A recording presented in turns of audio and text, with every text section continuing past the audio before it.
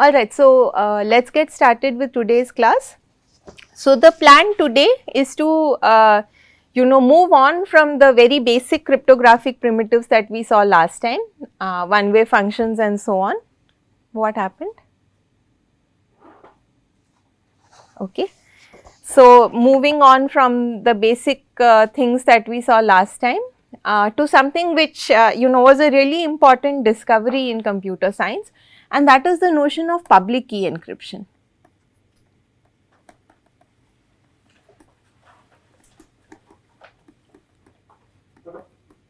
So, as I already discussed with you last time, that it should exist is something that is, that was very surprising at the time that it came out. And what really is our confidence in the fact that it exists? Actually, the confidence is not based on any rigorous proof. So, we conjecture that these candidates for public key encryption that we have are secure, but we do not have any proof. The proof that we have is that breaking it is at least as hard as breaking some assumption like factoring or discrete log or one of the other assumptions that we saw. Okay, so let's start by defining this object, and then we will see two constructions today. One will be using the decision Diffie-Hellman problem, which we defined last time. We can recall what it is again, and another, the second one is the RSA. Okay. So, public key encryption. Okay. So, let us see. So, what do we need in order to define a public key encryption scheme? So, we need two things. One is that of course, we need to specify the algorithms, right. So, there should be, is this working? Okay. So, there should be like an encryption algorithm, a decryption algorithm. Aside from encryption and decryption, what else do I need? I need to be able to generate the keys, right. So, there should be a key generation algorithm. All of these should run in time polynomial in what? In the security parameter. Okay. So, good. So, what we need is so let us say that our security parameter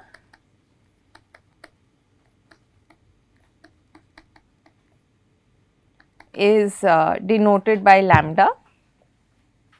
Okay.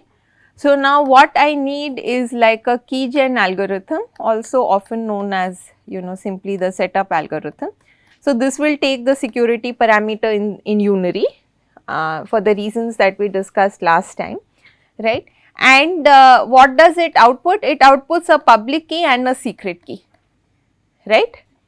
Then there is an encrypt algorithm. So, because this is public key encryption, that means that it should only take the public key as input. It takes some message. So, this I did not fully specify. So, I mean this public key encryption scheme will obviously be associated with some message space, right. And the encryption has to take message from the message space.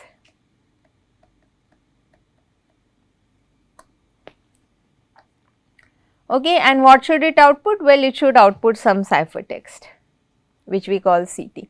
And then there is decrypt. So, what this does is that it takes the ciphertext and it takes the secret key and it outputs some candidate message M prime. So, what are the two things that we want from this scheme? So, one thing that we want is obviously correctness, right. So, basically if I ran key generation honestly, I ran encryption honestly and decryption honestly, then it should be the case that I recover the message, right. So, I want correctness,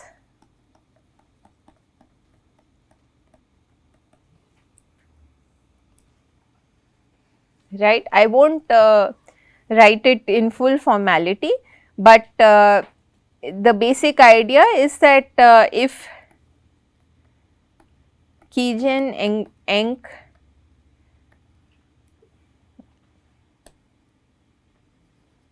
encrypt and decrypt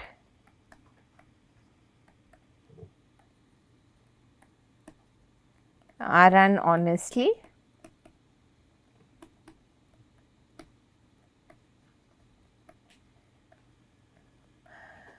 I should recover M, right. So, basically the probability that M prime is equal to M, right, given that PKSK is output by keygen,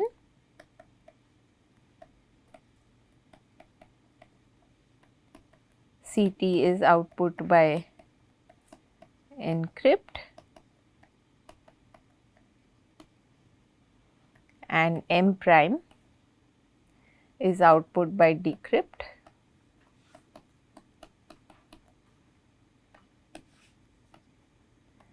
This probability is over the random coins tossed by these different algorithms. Yeah, so that is the probability space. So, this probability should be greater than equal to 1 minus negligible in lambda. So, for simplicity for now you can think of it as just being 1 if you want, but in general we do allow a negligible probability of error. Okay. So, this is correctness. So, what about security? So, there are many ways of defining security. What I will define today is actually not the strongest possible notion, but it is nevertheless an interesting and important notion and very widely studied. So, this is called IND-CPA. So, that stands for indistinguishability under the chosen plain text attack. Okay, so, we will define what this means. So, what we want from security, we will write it formally in a second, but let us discuss for a second what we want, right. So, we would like it to be the case that the attacker has a lot of freedom, right, and even if the attacker chooses its own messages, or it makes queries and gets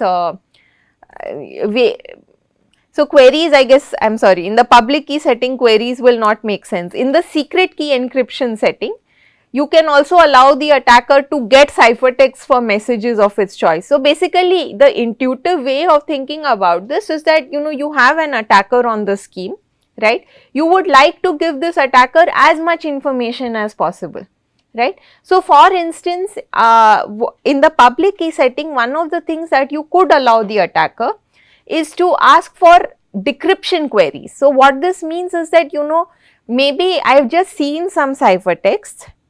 Think of an attacker in an institute or an organization, right, what all can it see? So, certainly it can see the public key, right.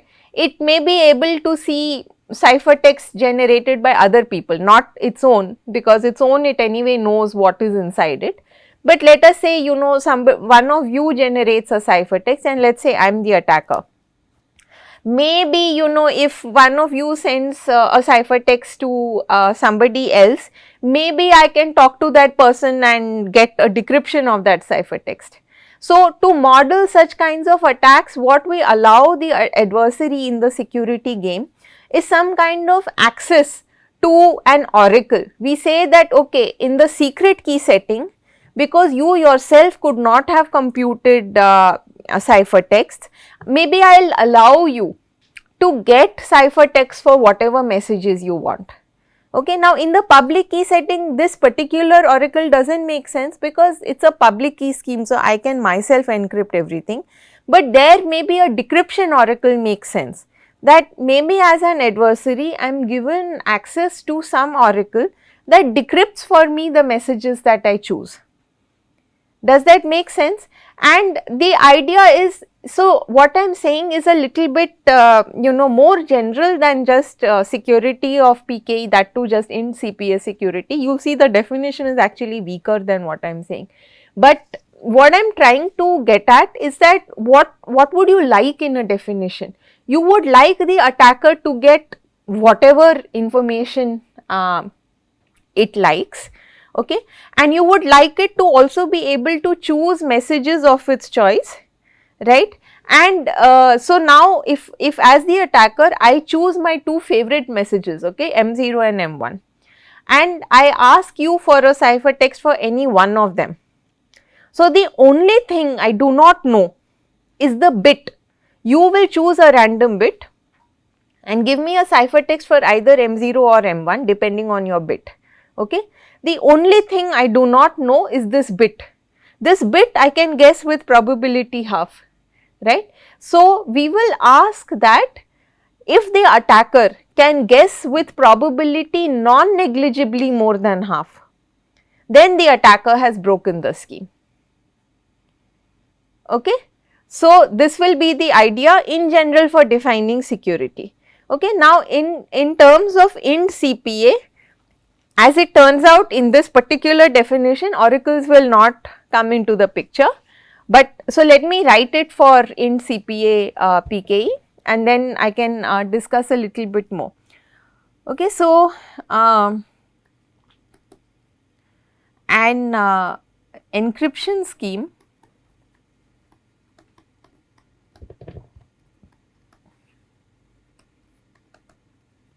is said to be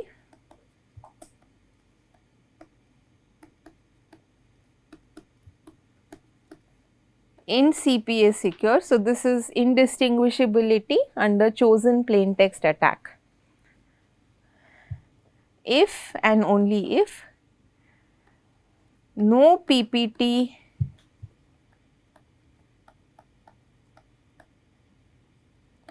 adversary A has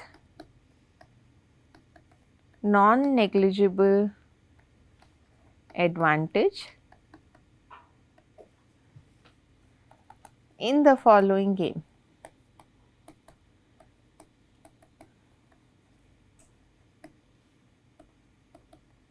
So what's the game? So we have some algorithm which we call a challenger. So the challenger generates PKSK using keygen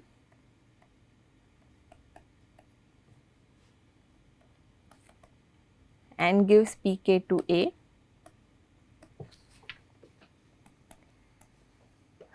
Then A chooses M0 and M1 of the same length.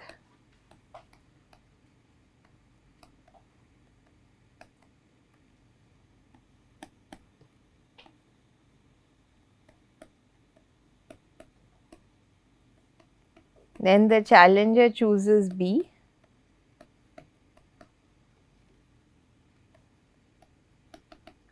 and gives CT star is equal to encrypt MB PK to A. So let me be consistent in the order of arguments.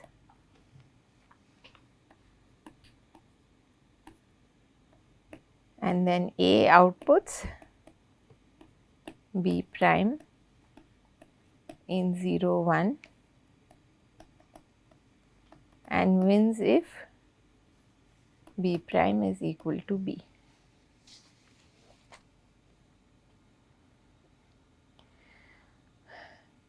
Okay. So let's look at this definition of security.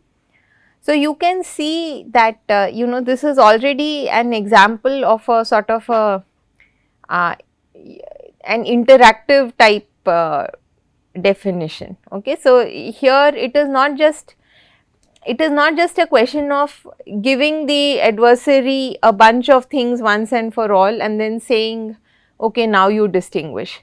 So why is it that we have this interaction? It's actually to make the adversary as general and as powerful as possible. Okay, so for instance, if I don't give the public key and ask the adversary to output messages, then the public key cannot influence the choice of messages, right? But I would like the adversary to have as much power as it wants. So I will say, fine, I'll first give you the public key, At that point you can output the two messages, okay. Then I will give you an encryption of a random message and you have to guess. So, this is only like this IND CPA security. There is a stronger notion called IND CCA security, like chosen ciphertext attack. In that, the attacker will also be given access to a decryption oracle, where it can also make decryption queries. So, this is just, as I said, to capture the idea that the attacker can get everything it wants, so long as it does not ask for, you know, a trivial, it cannot ask for what is B, obviously. So, that is the one thing that is hidden from it, right. And as I said, in the secret key setting, you know, even M0 and M1, it can ask for queries from the challenger to get ciphertexts of messages of its choice, including M0 and M1. So, in the public key case, it can of course compute all ciphertexts on its own. So, why does not the following thing work? So, I myself know M0 and M1. So, why can't I myself encrypt it and decide? I have to figure out this CT star, right? What is this CT star encoding? What is this MB? This is what I have to figure out. So, the question is, why can't I myself encrypt both M0 and M1? Anyway, I am in the public key setting. So, why can't I encrypt them and then check whether which one gives me CT star? Why does not that work? Exactly, it is because encryption is a randomized algorithm.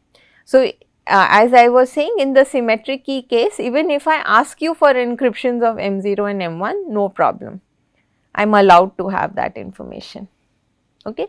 So, the attacker wins if it guesses correctly. So, now as we already discussed, of course, it can guess correctly with probability half, right? Yeah. Okay, so the question is, you know, that it seems like, you know, the task of the adversary is to guess the randomness that was used in the encryption. This is what you are pointing, that if you could do that, then you could anyway break it. Yeah, so I mean, the randomness is, let us say the randomness is linear in the security parameter at least. So, you have 2 to the lambda possible random strings, right. How will you figure out with better than negligible probability? You can guess and you can succeed with probability 1 over 2 to the lambda, but I am anyway allowing you to break it with that much probability. Okay, so then the response is that then you should use true randomness, when you good randomness, and yes, indeed, if you use bad randomness, then all bets are off. Yeah, so that's a very good question. So, the question is, how will you generate this true randomness? Because, you know, most computers, all computers have random number generators which are algorithmic. So, that is a very good point. So, the way that we generate randomness algorithmically, the reason why we believe it is okay to generate randomness algorithmically is because our adversary is computationally bounded. So, we will have to have a guarantee that our randomness is indistinguishable from true randomness, and because this is not a cryptography class, I did not do things like you know, pseudo random functions and symmetric key encryption. But basically a pseudo random function is a function, that a deterministic function, that starting with some random seed will generate computational randomness of, you know, whatever length you want. We did touch upon this a little bit when we talked about symmetric key encryption. So, does that answer your question? So, basically, you know, the reason that we assume, first of all, we assume that the algorithm will use good randomness.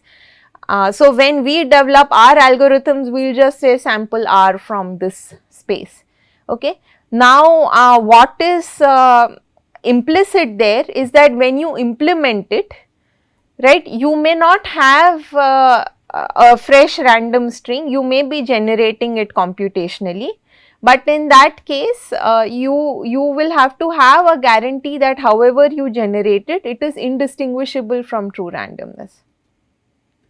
So let's finish this definition. So we defined a game so far, and we said the adversary wins, if it guesses the bit B correctly. And in order to define, the condition when the scheme is called secure, we will say that the scheme is secure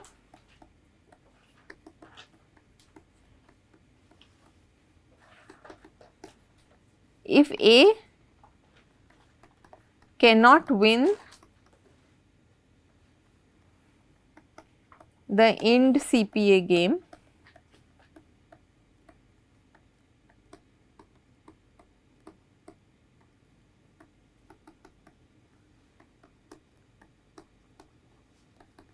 with probability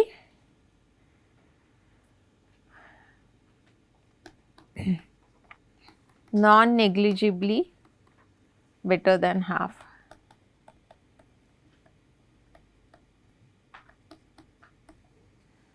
Okay. So, we define the advantage of this adversary as the probability that B prime is equal to B minus half, this absolute value, right, and we want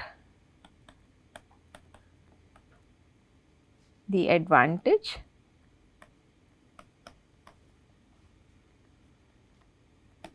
to be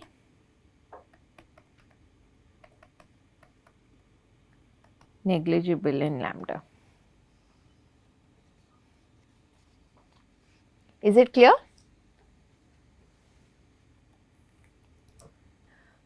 Okay, good. So now let's construct PKE. Okay. So we have defined PKE. Let's construct it from the decision Diffie-Hellman assumption and then also from the RSA assumption. Okay, so let me just restate what the decision Diffie-Hellman assumption is.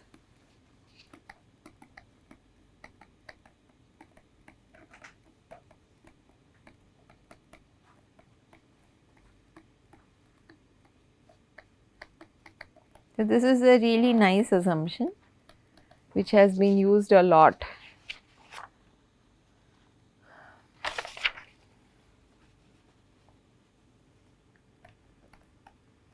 Let G be a cyclic group of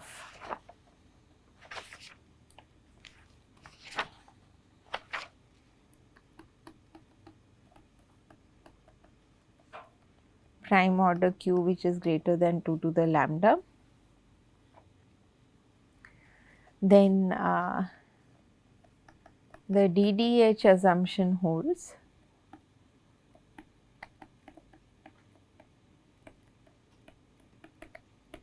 if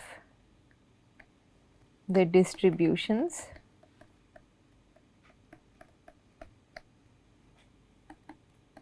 D0 which is G, G to the A, G to the B, G to the AB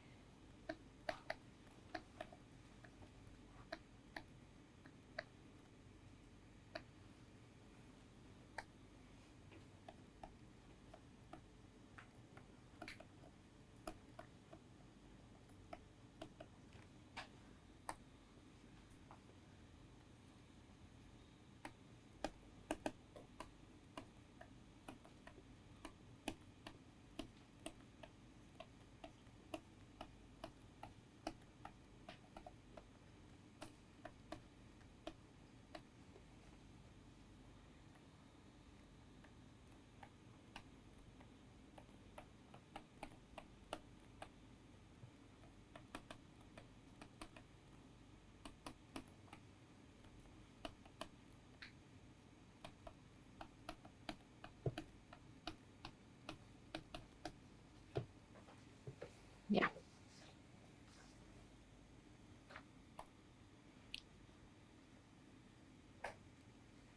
So we already saw this assumption yesterday. but we did not write it fully down. So I thought that it's good for us to remind ourselves and write it once again.